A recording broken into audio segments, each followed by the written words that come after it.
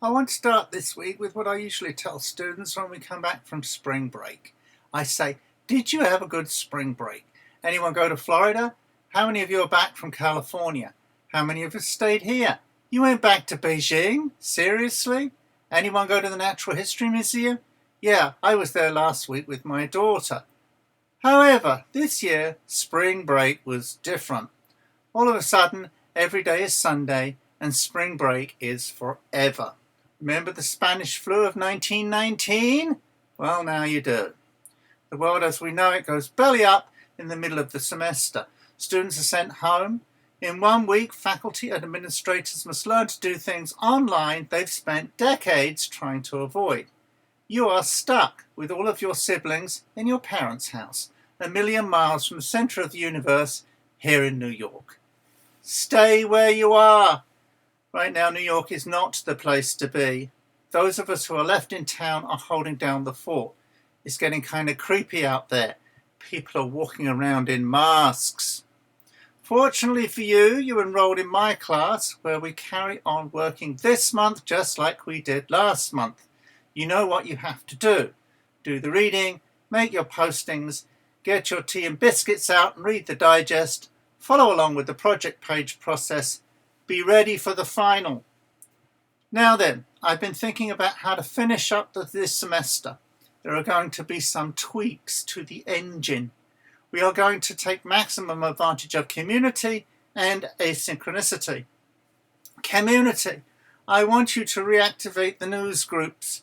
Managers, please get in touch with your members. I don't require you to meet synchronously, but you will need to devise a way for everyone to get their say in sorting out what goes into the final. Email, FaceTime, Skype, Zoom, whatever floats your boat. You know how it works with friends and family. Whatever works for them. Remember, some of you may be in different time zones, so don't wake one another up. There will soon be the equivalent of the online equivalent of the newsgroup form, so get ready. Asynchronicity. Sometimes I think it means you don't need to be listening to me to learn. I teach you by giving you things to do, and you bring us things back from which we can all learn. That's why the tea and biscuits part is so important. You've got to read the digest and digest it. The digest is what the group mind feeds from. Also, in addition to community and asynchronicity, there's a third element to the success of online teaching. Oh yes, nagging. What we miss the most not meeting is not only the news groups, it's the announcements and review part of class, the bit where I get to nag you about what you're doing and what you're not doing and tell you how to do it properly. This is the part I'm trying to replace with these videos, so pay attention.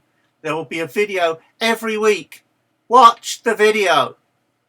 Homepage. There are more updates to the homepage than there were before. Check 3 times a week. I'm also updating the forum pics daily.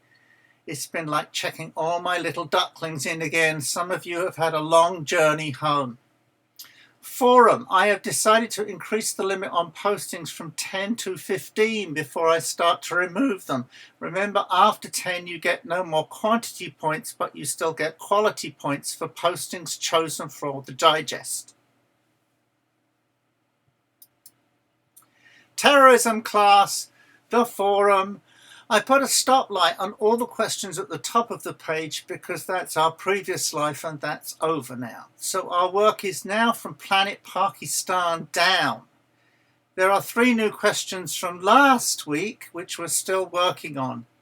Do what you can on Pakistan and Syria. I realise it's hard to think about anything, let alone the Syrian civil war. What you have to do here is get into the books. They'll take your mind there. Then you can make a posting. Everyone has to make an iCorona posting just to log in and get on the wavelength. There are 3 new questions this week. Question 1. Solutions 3 is adapting our Solutions 2 exercise to the pandemic. Go and take a look. Pick a pink cell and compare. This is the big question for the rest of the semester. I am hoping our deliberations will feed into the final. Question 2 on digital culture. In our discussions on solutions, we identify digital culture as a key part of the problem. Is it now part of the solution? Let's review the ways it's being used for good and to keep people connected. Question 3 on the powers of Putin. Is Putin as scary as the pandemic, or is he scarier? Try out guessing and see. Project page 2. I assigned each of the news groups a regional power. The Africa group gets Libya and the comparison with Syria. The Americas group gets Trump and the Middle East. The Asia group gets Pakistan, Afghanistan. The Europe group gets Russia and the Middle East. The Middle East group gets Turkey. So Africa and the Americas and the Middle East group are sourcing from Phillips. Europe is sourcing from Gessen. And Asia is sourcing from Liven. Post your sources by Tuesday the 24th at 10 p.m. You know how it works. I pick from the sources. You have to cite from 2 of those sources in your draft. Get your quotes in order. Pick your graphics. Don't forget my sections. I dropped the news groups from project page 2 in the other classes, but not this one. Right now, it's still early days working from home and I don't need you to coordinate, but I will want you to coordinate for the final. I agree with you. It's hard to think about the way the world was, given the way the world is now. On the other hand, on the other side of this pandemic, the Israeli-Palestinian conflict will still be there. Religious and ideological zealots will have even more to work with, and America will still have its toxic gun culture. At least you missed next year's class on the alien invasion. The alien is not Trump, it's been McConnell all along.